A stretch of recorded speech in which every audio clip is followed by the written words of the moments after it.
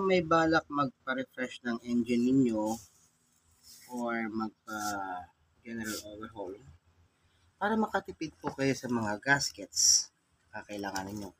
Para hindi nyo sa bibilin individually, maganda bumili na kayo isang set na ganito. Isang set ng overhauling gaskets. Included na po dito,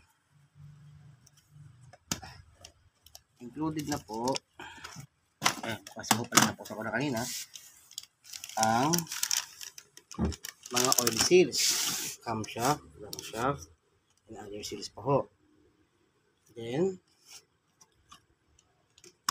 ito crankshaft po ito, front and rear crankshaft, and ito ho, sa camshaft po ito.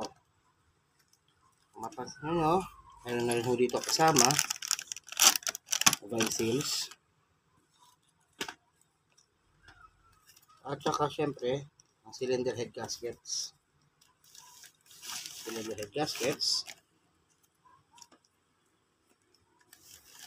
Ito po yung mga gasket sa manifold, sa water pump, at saka sa oil pump.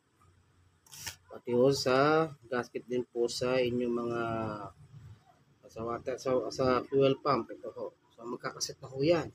Nakakatipid ho kayo pag isang set ho binibiling ganito. Ito pa ho. Other gasket po ito na may encounter ninyo habang kayo ay gumagawa. So, ito po yung sa ilalim. Oil pan gasket. Ito po, oil pan gasket. Ito po, yung mga may tumutulong oil pan gasket yan. Yan na. Ito lang po sa exhaust manifold gaskets. Yan. Po. Tapos, ito rin po yung gasket para sa timing valve cover. Timing belt. Valve cover. Yan. Okay. Salamat.